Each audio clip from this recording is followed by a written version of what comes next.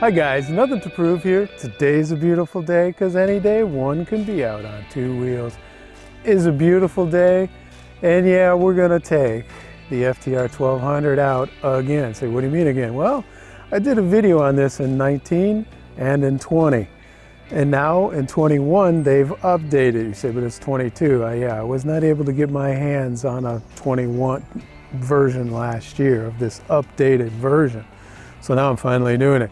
Say, what do you mean updated version? Well, what did they update? The suspension they brought down in front and rear from 150 to 120. Also, the front tire was 19, now it's 17. The rear was 18, now it's 17. Say, well, wait a minute, you do those things, it's gonna also lower this. Yeah, this was 840, now this is down to 780. So it's a lot lower to the ground. Also, what did they do? Your hands are now 40 millimeters closer together. And the engine, yeah, they revised that. The throttle bodies, they reworked them, made it a little smoother. And also the rear cylinder deactivation at idle. Those are added benefits this year, trying to save on heat and also fuel while idling at a light or stop sign or something. So what are the other changes? Well, we'll go over them in a minute, but let's take a look at the numbers here on this chart. Where does this bike fit in with the other roadsters on this group? You can see here I have this arranged pretty much by horsepower. Where is the FTR? It's down there near the bottom there, right just above the 1250R. I really don't want to talk about the Ducati because that's stratospheric money, double and triple some bikes by the time you get all the add-ons. So 134 is the BMW, is really the big dog in this group, but this is right behind it. You can see there with the numbers and torque. But also a trend I want to point out in this group, in this Roadster retro classic custom group, take a look at the engine layout. They're all two-cylinder motors, except for, yeah, the 900 RS. Yeah, that's an inline four. So these, as you can see here, these for lack of a better word, roadsters, all want to evoke emotion. And the OEMs know this. Somebody needs to clue in the Japanese, though, with an inline four. But that still evokes some emotion. Maybe not so much when you're riding it, but when you're looking at it, it's a good emotion from the 70s. I love that bike, actually.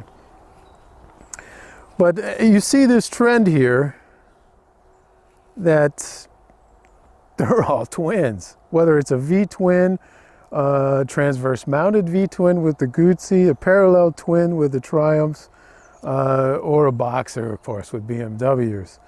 And also you can see that some of them are actually air-cooled between the R9T and the Moto Guzzi. Now, how does this power translate on the street? The motor has good roll-on here. At right around 3, it really starts to pull.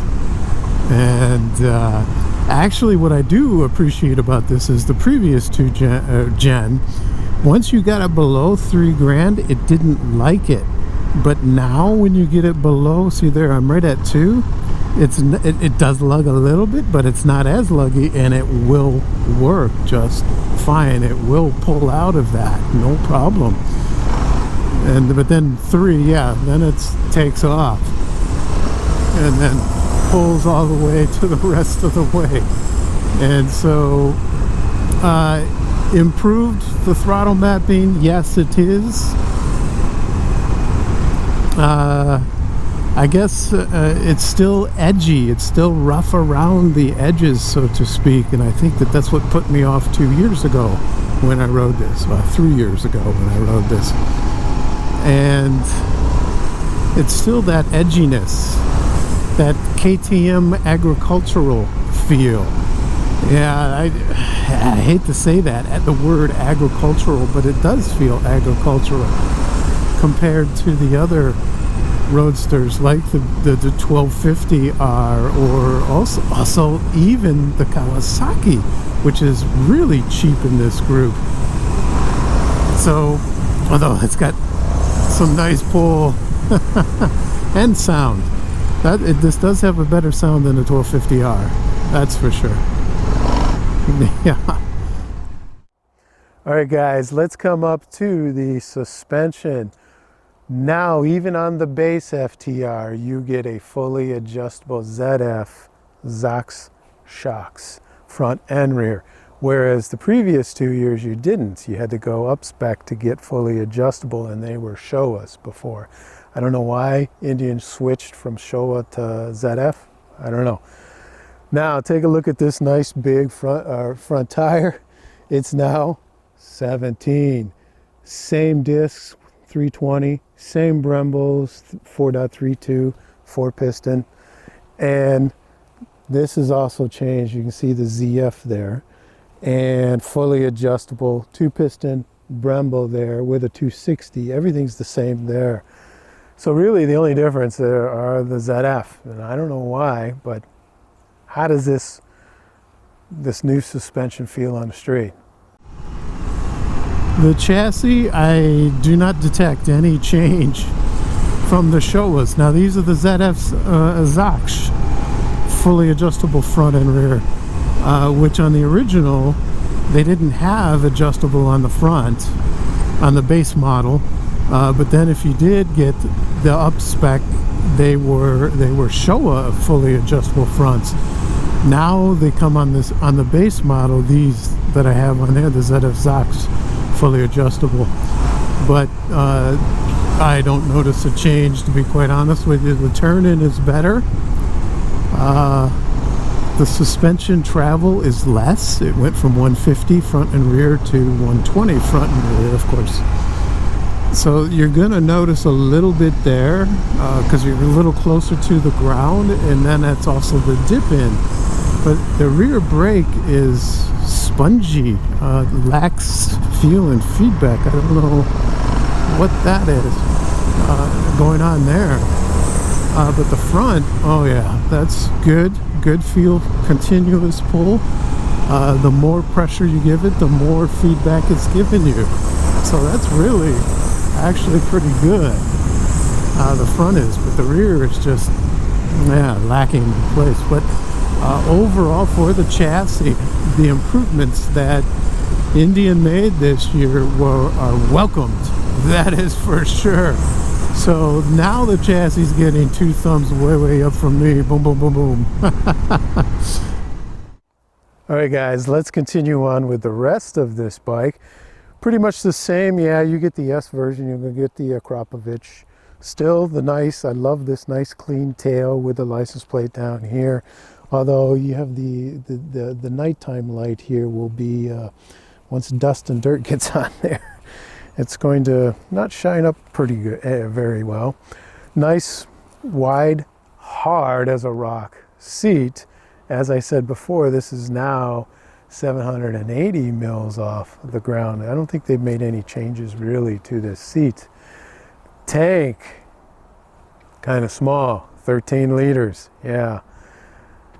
Fueled up right around 233 kilograms. That's par for this roadster group. Now, how does this thing feel, say, in the city? The in-town manners here are greatly improved. Let's coming up to this light here. Let's see. How hard is this to find neutral? Oh, that was easy. But overall, a great improvement here, Indian, with these in-town manners. And also with this lower seat, and okay, the wheels are also 17 inch instead of 19/18.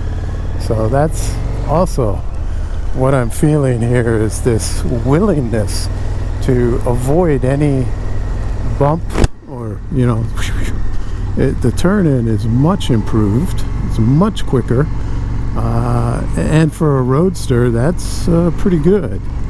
The fuel there, you heard that. The feeling is improved, yes. Is it quite to the level of the BMW 1250R though? No, it's not. Nothing's as good as that. Hate to say that, guys, to all you Indian guys, but that's the truth. Now, it's better.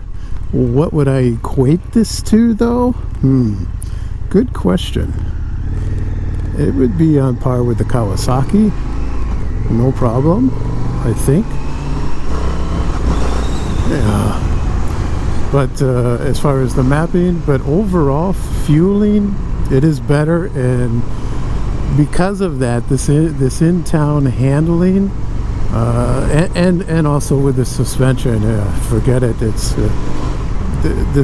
much improved from the base, because the base model you didn't get the fully adjustable manual front and rear suspension, but this you do. Okay, 2 thumbs up for in town. Now let's come up to the controls, guys. Let me turn this on because this takes forever to start. Standard cruise control, nothing's changed. Still, the S-Git model here gets this 4.3-inch touch screen, and I have it in dark mode here. This is just the way I like it. Yeah, and you can switch back. This is new, this view, or you can switch back to the old view there. So however you want to do it, and then you can touch this switch there, and then you go back, and then you can see, and then you can change it. Let's see, how is this? Yeah, that's rain, sport, standard. I liked it in the standard. Then you have your telephone music in your settings there that you can do also. Then you just flip that and you go back. Yeah, and that's where I turned it to dark mode. I like it on dark mode better. That's just me. I don't like this what it is all white, and then your lettering then is dark. So I like this better. But that's just me. You guys can set it to however you want. Set it on auto, day or night. But I took it off auto and made it night. That's just me.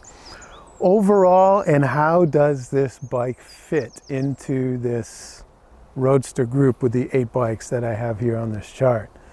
Now, yeah, you're getting 2 thumbs up from me, Indian. No questions. Now this bike has evolved. Back in 19, I wanted to buy this at looks, and then after I rode it, I said, no, I don't want to buy it. But now, the performance is matching the other performance roadsters in this group now. So if you guys are looking for an American-made roadster, okay, minus the other Indians and Harleys, this is the way to go.